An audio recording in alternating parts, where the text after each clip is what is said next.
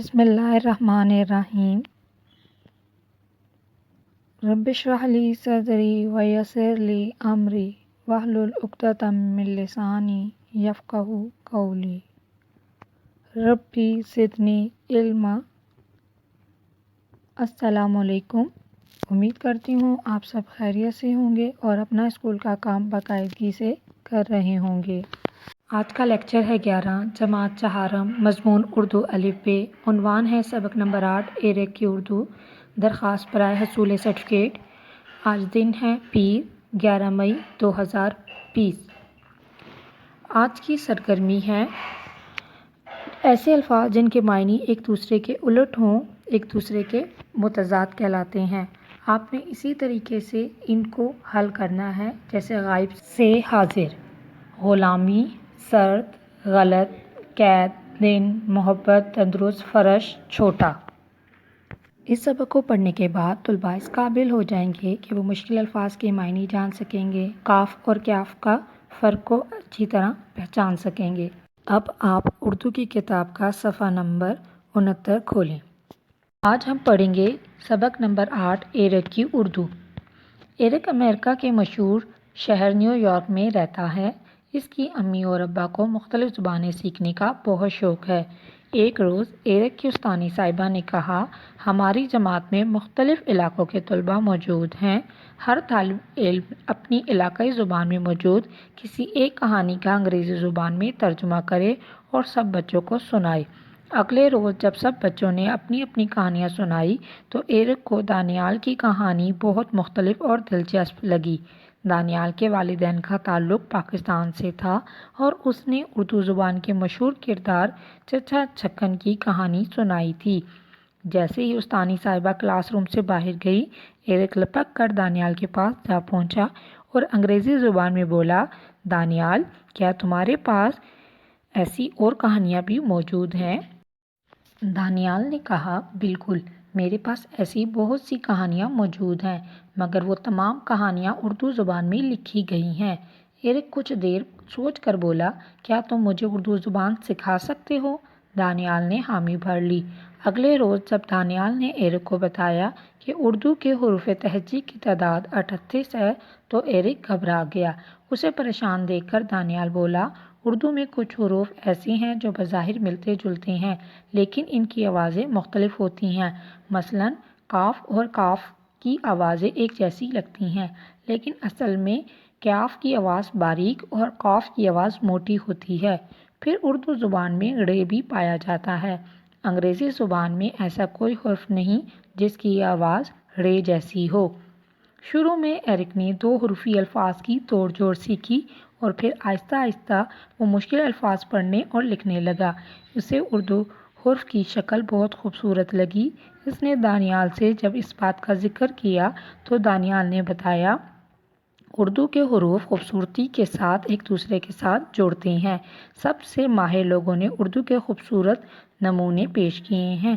میرے چچا بھی خطاط ہیں، وہ خطاطی کرنے کے لیے خوبصورت رنگوں کا استعمال کرتے ہیں۔ تم اگلی سوموار میرے گھر آنا، میں تمہیں اپنے چچا سے ملواؤں گا۔ سوموار کو ایرک دانیال کے گھر پہنچا تو دانیال کی امی نے اسے دانیال کے چچا سے ملوایا۔ ایرک کو چچا کی لکھی ہوئی عبارات بہت پسند آئی۔ جب دانیال کی امی نے ایرک سے اس کی اردو کے متعلق پوچھا تو ایرک نے بتایا کہ اس نے بہت سے نئے الفاظ سیکھے ہیں، لیکن کبھی کبھی وہ بھول کر لفظ کھانے کی جگہ کہنے نے استعمال کر دیتا ہے۔ ایرک سے دانیال کی امی نے کہا، میرے پیچھے دہراؤ، سمجھ سمجھ کے سمجھ کو سمجھو، سمجھ سمجھنا بھی ایک سمجھ ہے، سمجھ سمجھ کے بھی جو نہ سمجھے، میری سمجھ میں وہ ناسمجھ ہے۔ ایرک نے جملہ دہرانے کی کوشش کی تو اس سے الفاظ کی ترتیب غلط ہو گئی۔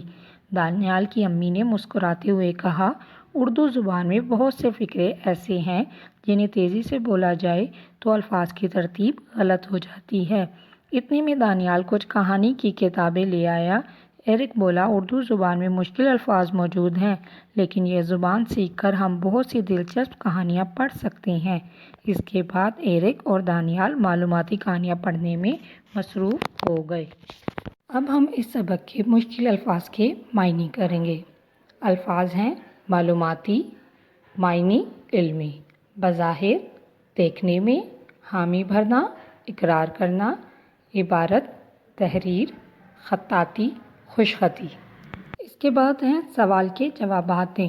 سوال نمبر 1 ہے دانیال نے کون سی کہانی سنائی؟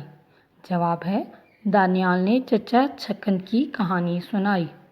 سوال نمبر 2 اردو کے حروف تہجی کی کیا تعداد ہے؟ اردو کے حروف تہجی کی تعداد 38 ہے۔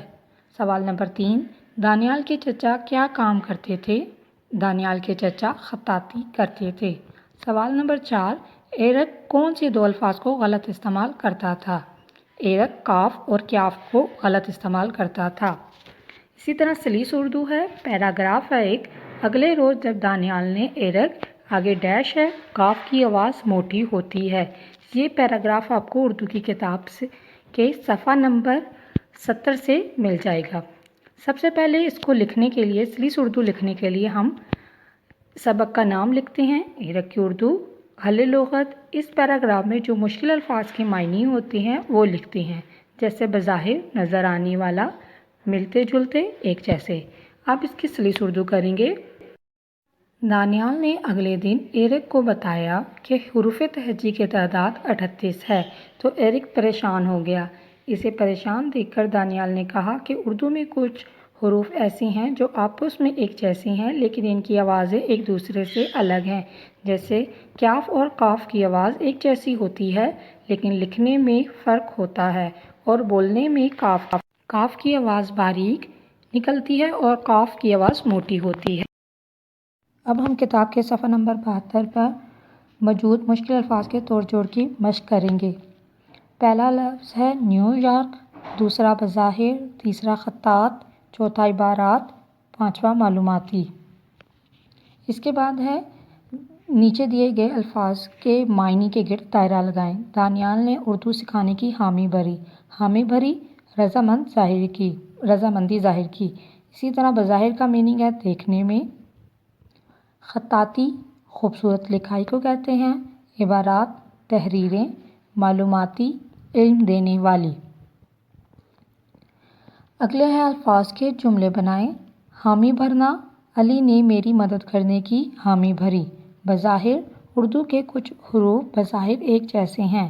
خطاطی، دانیال کے چچا خطاطی کرتے ہیں۔ عبارت علی کو چچا کی لکھی ہوئی عبارت پسند آئی۔ معلوماتی، مجھے معلوماتی کہانیاں پڑھنے کا شوق ہے۔ زبان، ہماری قومی زبان اردو ہے۔